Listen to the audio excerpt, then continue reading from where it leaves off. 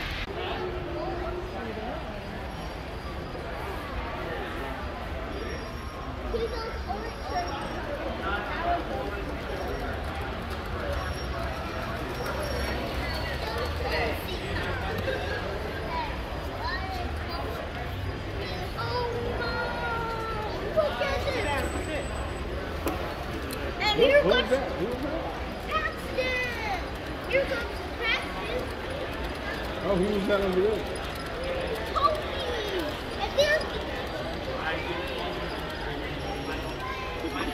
Oh, look, he's coming. Oh, look, there's Leslie.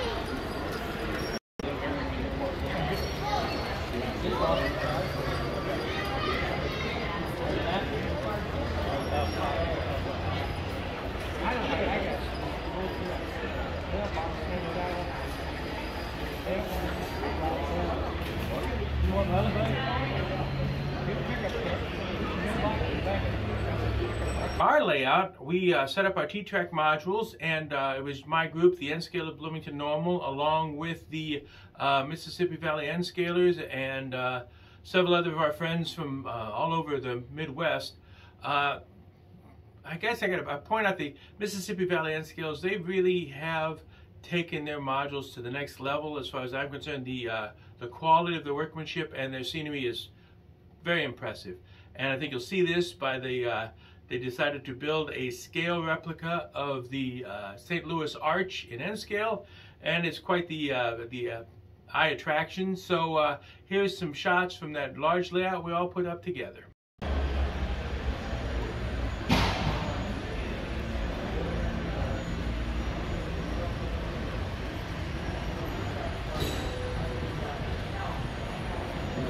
This module of the arch is fantastic, isn't it? It really is.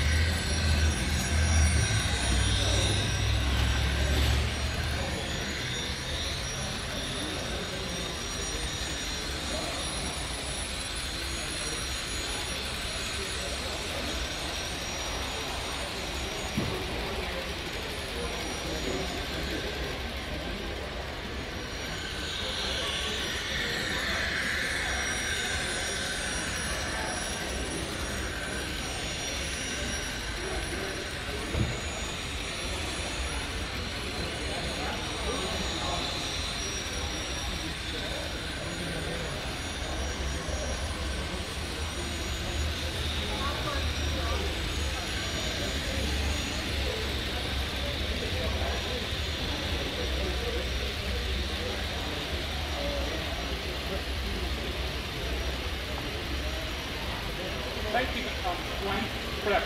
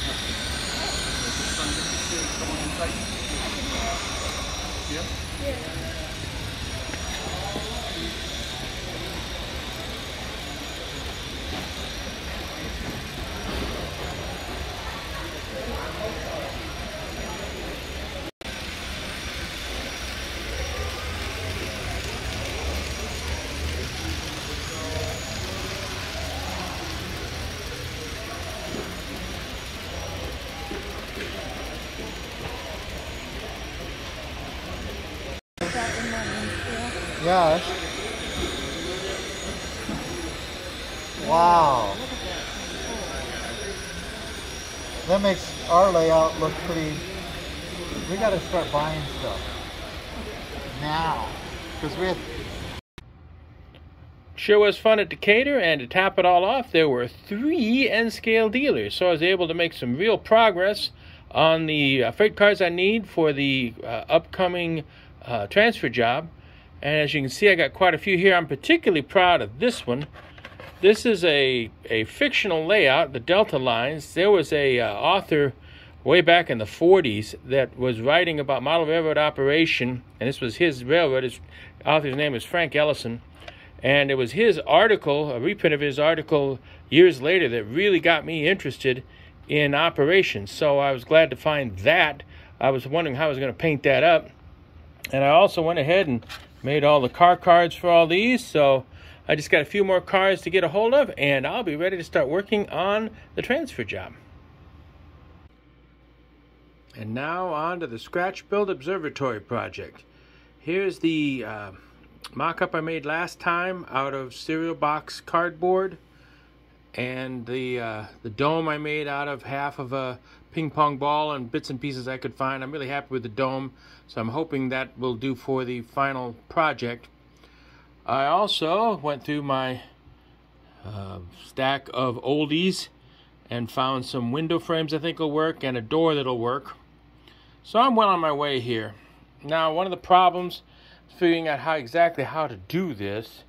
The brick product I got, and I'll go into that in a bit, it's very thin, and therefore I don't think you can make a structure just out of that. So it's going to have to be backed up with something. I had some, originally I was going to use the real thin plastic stock from Signs, but I thought that was too thin too. I had some of this .040 stuff in stock, which is quite a bit thicker, but it's going to be a little more difficult to work with, but I think it'll make for a stronger structure. So basically that's going to be the underlayment, and this is going to be what's going to go on top. Now I did some calculations here, if you read my head scratches, of just how much the dimensions I'm going to need for this, and in order for it to overlap properly so there's nothing hanging out, essentially one piece, I just called this the short piece, is going to go all the way to the end, and the longer pieces is going to have the brickwork stick out a bit so it'll overlap, so everything will look nice. So that's kind of the plan. Now here's the, like I say, here's the products I'm using. Evergreen plastics, .040, that's a real nice stuff. I had that in stock from something else. And the brick product is from JTT, and it's actually TT scale, which is halfway between N and HO. It makes for bigger bricks, so I think it actually is more appropriate than really N scale. It would disappear.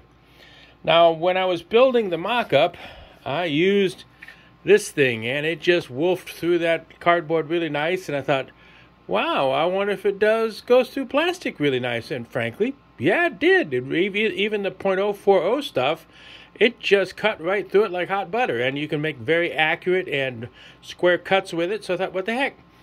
So here's all the parts I need to put together.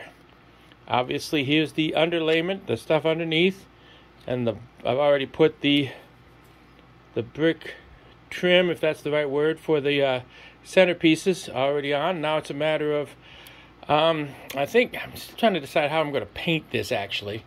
But for the moment, I'm going to go ahead and in these pieces here, I'm going to have to cut out where the windows and the doors are going to go.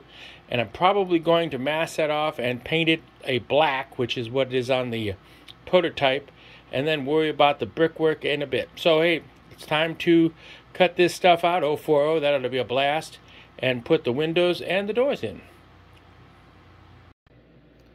Here's one of the wall sections with a window and door cut into it. As you can see, I masked it rather quickly and shot it with some black spray paint, which matches what the prototype has.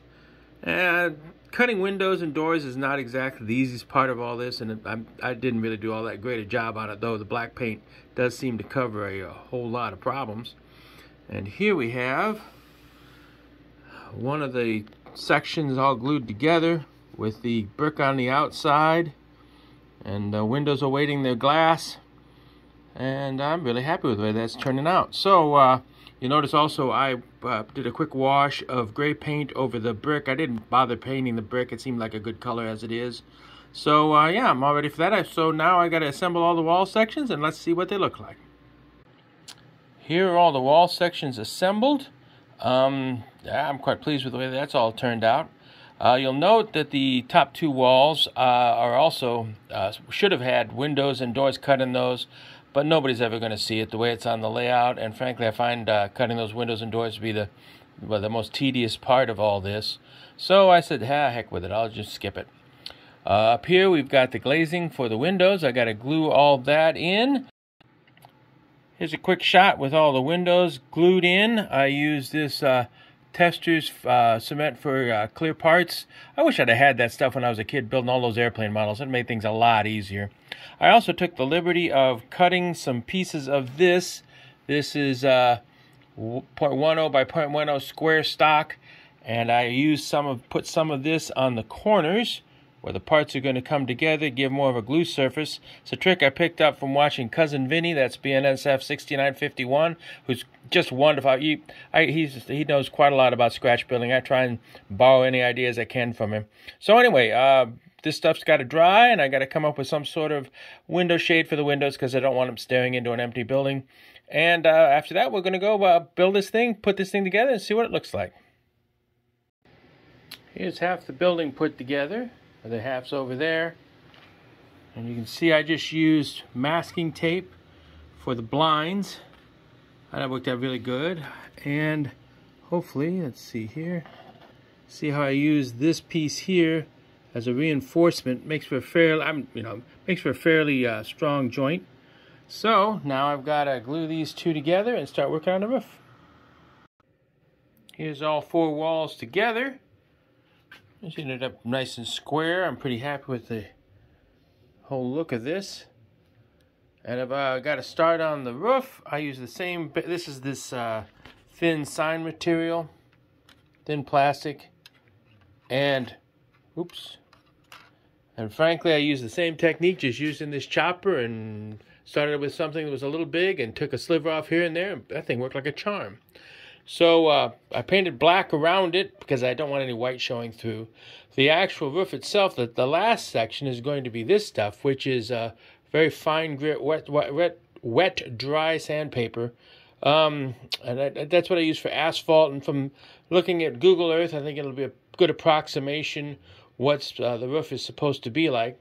So just a matter of doing the same thing, cutting it down with this chopper and putting it all together. So let's finish this roof.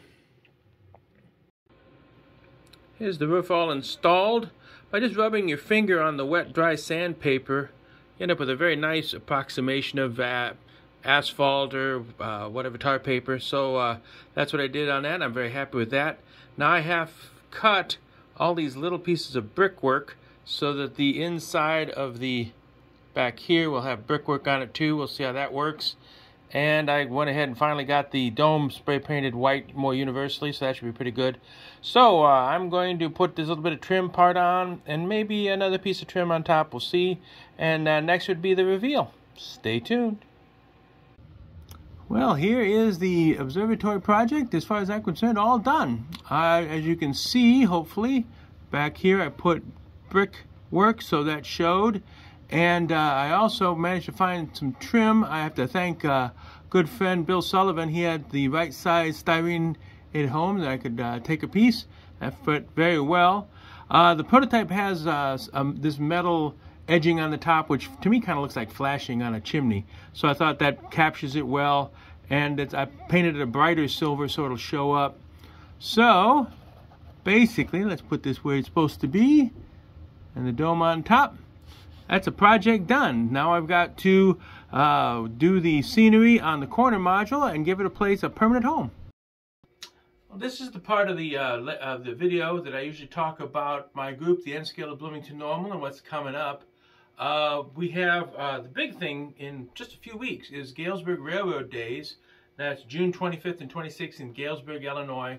That's a huge show.